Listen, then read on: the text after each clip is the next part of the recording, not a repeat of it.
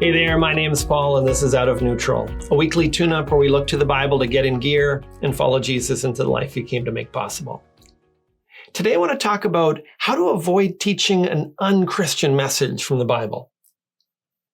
If you heard a message that taught that to get into heaven, you had to be faithful enough with God's commands and diligent enough with good deeds, you'd probably be able to recognize that that wasn't a Christian message. Even if they used lots of verses, you'd see that it was our effort instead of Jesus' sacrifice that was given as the means of salvation. You'd say that there was no good news, and you'd reject the message as unchristian. While we can usually discern an unchristian message about salvation, many Christians can be completely oblivious when they listen to an unchristian message about discipleship. They nod approvingly when the speaker says that what we need to grow, be a better Christian, or have a better marriage is to be faithful enough with God's commands and diligent enough with good deeds. As long as lots of verses are used, most Christians don't mind that our effort, rather than the grace of Jesus Christ, is presented as a solution to our problems. Even though the message contains no good news, and leaves the listener with only fear or guilt to motivate their efforts, Christians will walk away and say, that was just what I needed to hear. Only it wasn't.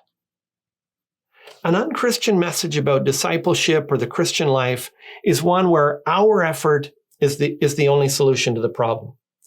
It's the message that says, be a good person and just try harder. Or worse yet, you're a terrible person. Look how bad you are. Hebrews 13:9 says, do not be led away by diverse and strange teachings, for it is good for the heart to be strengthened by grace. We're not just saved by grace, we grow by grace.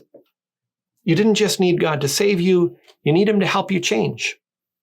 Our sin is too big to fix without the grace that he alone can provide. Be a good person and just try harder are the messages that create Pharisees, not Christians. So how do you avoid teaching an unchristian message from the Bible? Let me offer 4 questions to ask anytime you prepare a talk, whether it's for a youth group, a Sunday school class, or even your own kids. First, ask, how does the passage highlight our brokenness? Unchristian messages just look at the surface of the text and find the things that we have to do. But those messages ignore our deeper problems. They don't deal with what keeps us from following the Bible's teachings in the first place. Look for how the passage shows what's wrong with us.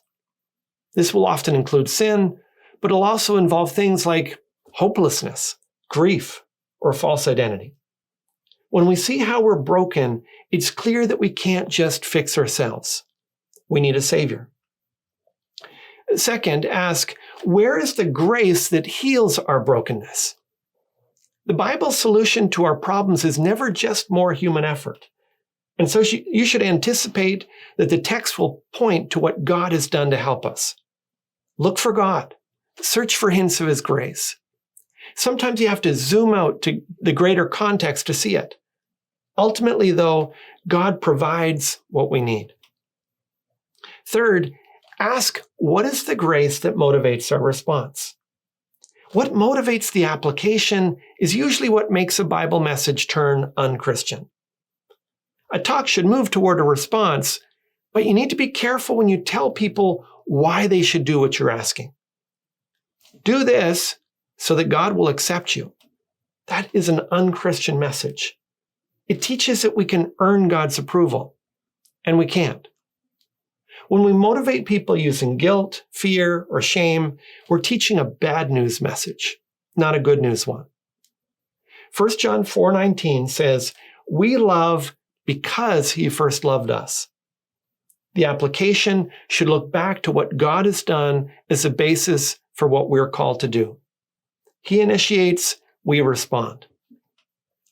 Finally, ask yourself, am I leaning on the grace of God myself? Probably the most important thing you can do to avoid teaching an unchristian message from the Bible doesn't have anything to do with the Bible passage you're studying at all. It has to do with you. It's hard for a Pharisee to teach a Christian message. Examine how you're living the Christian life. Is discipleship for you mostly about trying harder to keep a list of rules and disciplines? Are you dealing with your own brokenness?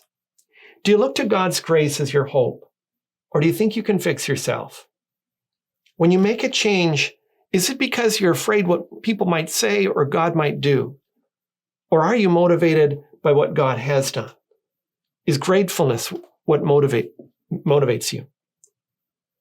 We teach the Christian life that we live, so it's essential for each of us to cling to the grace of God as our only hope and strength.